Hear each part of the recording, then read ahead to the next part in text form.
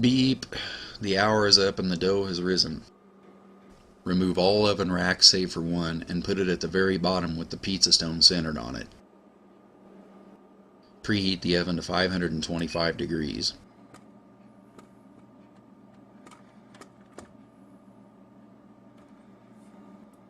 Open your flour bin and flip your risen dough ball over into it.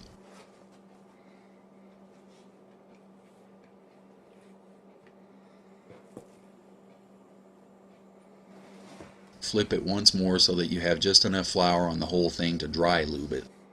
Next, put roughly a tablespoon of flour in the center of the pizza peel and spread it around. We want to make sure that as we go over it with a rolling pin it doesn't stick to anything.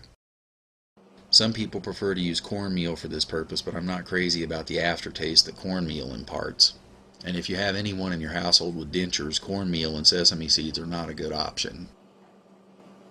Now you're ready to roll it with a rolling pin. Try for as even a thickness across the whole thing as you can get and as much diameter as the peel will allow.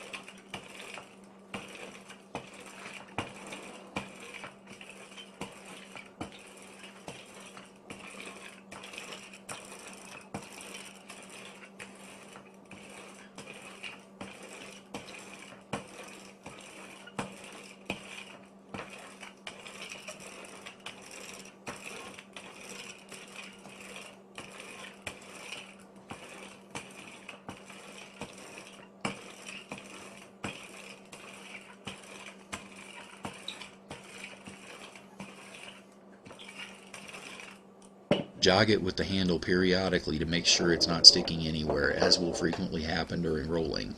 If it sticks, peel it off and apply a tiny bit of flour to the trouble spot and resume. Once it's rolled out, it's time to perforate. Using either a perforator or a fork, punch holes in the crust, leaving an inch of unperforated border around the edge. The holes should be no more than 1/4 of an inch apart and go all the way to the bottom, or you risk huge bubbles in the crust. Use something with thick prongs to prevent bubbling. When you're doing your perforating, it's better to err on the side of too much than not enough. The last thing that you want with a crust this thick is bubbling.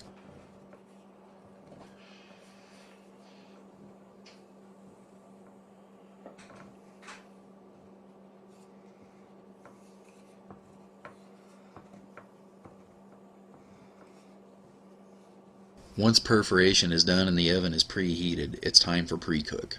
A lot of pizzerias roll their eyes at pre-cooking, but these are pros. My recipe is intended for beginners and people who aren't particularly skilled in pizza making. Slide the crust off of the peel and onto the stone, centered. The pre-cook is only 3 to 4 minutes, and we do this for 3 reasons. First, we want the bottom of the crust slightly crisp so that we can easily slide it off the peel once it's loaded with toppings. If you have an inch of toppings piled on and go to slide the whole thing off the peel into the oven and anything sticks, you have yourself a blob of impressionistic art on the back of the oven that will start smoking and make one hell of a mess. Even a brief pre-cook will prevent this. Second, a thicker crust means that the crust and cheese and toppings will cook at different rates. Having the crust in slightly longer than the rest assures that you won't have burnt cheese on a doughy crust. Third, it enables the crust to rise thicker without the weight of toppings on it.